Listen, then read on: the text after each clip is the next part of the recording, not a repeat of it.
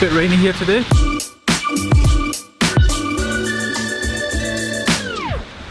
I'm off to see if I can get a spinny thing for this tripod. By spinny thing I mean like a ball mount so that I can move it around easier. So while this tripod is pretty good, when I put it on a table I can't turn it. I can't turn the camera to sort of do. Basically I need more movement.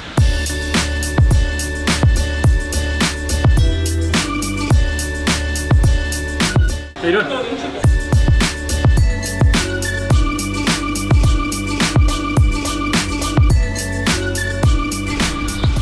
Okay, so I've just ordered the little ball thing for this tripod. I also ordered a dead cat. And that's like the fluffy things you get on a microphone. I'm getting that because if there's even the slightest bit of wind, there's like a sort of, there's a lot of horrible wind baffling sounds to the microphone. It's a real pain. Now it's workshop time.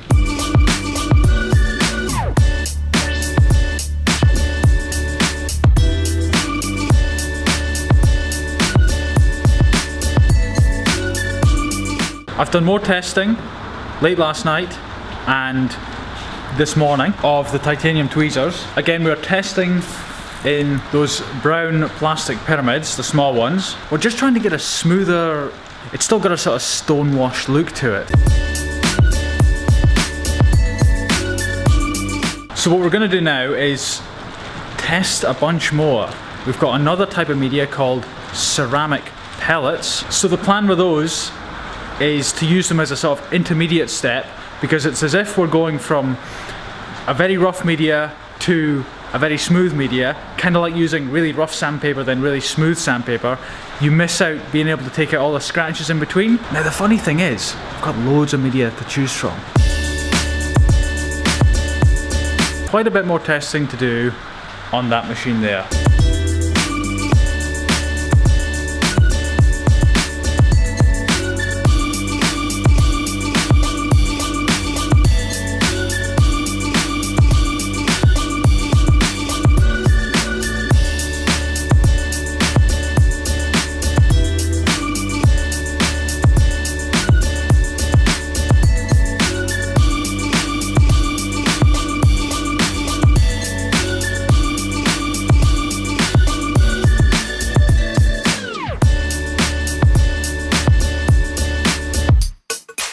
Nice and clean.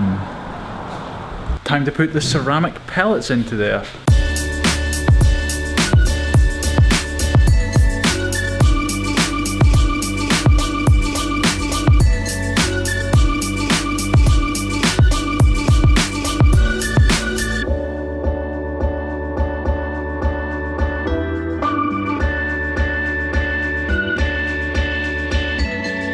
Okay, so 8 tweezers this time. So these are going to go in the ceramic pellets here. Now the purpose of this is to bridge the gap between the very rough media that we initially put it in and the very smooth media, the plastic pyramids.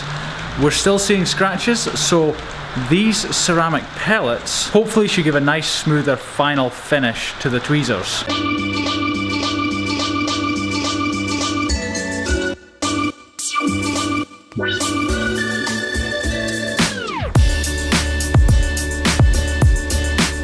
Now you may be wondering why I'm putting 8 tweezers in here. Surely one would do. Not really, because you'll get a different finish on the tweezers or whatever you put in here if you leave it in for 1 hour or 2 hours or 3 hours or 4 hours, or you get the idea. So I put 8 in so that we can sort of see the results at various stages, and therefore we've got multiple tweezers we can continue doing further split tests with. It's pretty simple really. Right, I've got to head back to the house quickly because I'm going to sell this thing. Do you remember it? This is the gimbal. It's the thing I bought about a week or 2 ago, where instead of a tripod, you use this thing, it's got motors in it, and let me show you.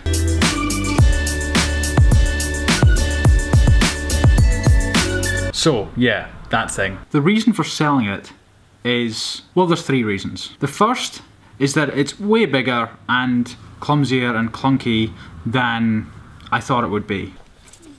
I mean, if you're into movie making, it's probably a compact piece of equipment. But if you're on the go with a camera like this all the time, it's just too big. The second reason is that if I sell this bit of equipment, then I can buy another bit of equipment. And the third reason is that GoPro just launched the GoPro Karma, a drone with a gimbal on it and a camera that you can get for it, like the new GoPro camera. That's kind of inspired me to sell this thing.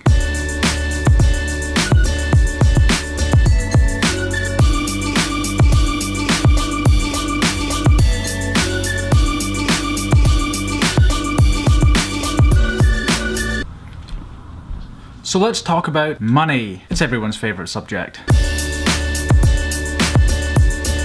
So maybe you know this, maybe you don't.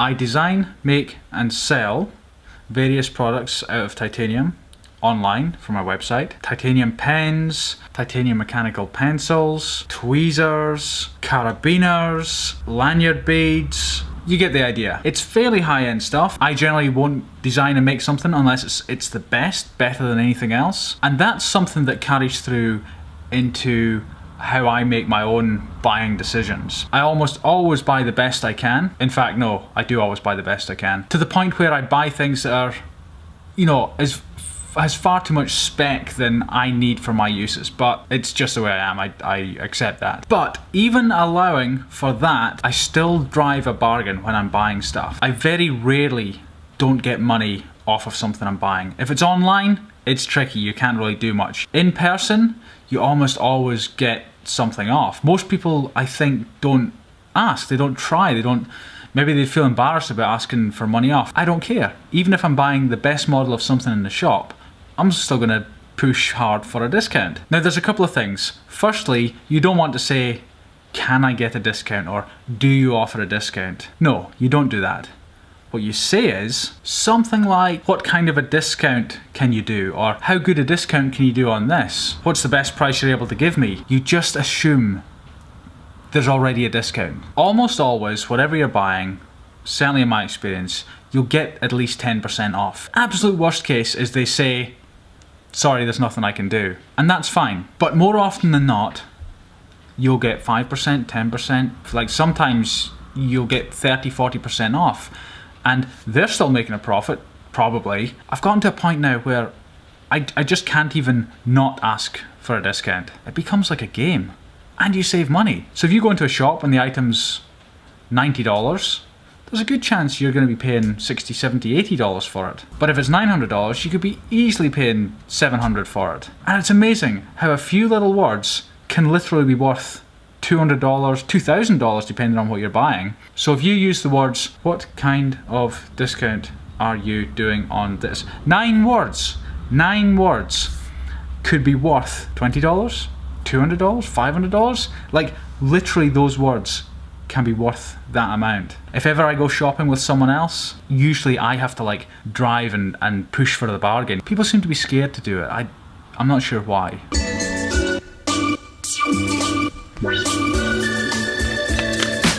Ow, ow, ow, ow, ow, ow. Whew. Oh, won't be doing that again.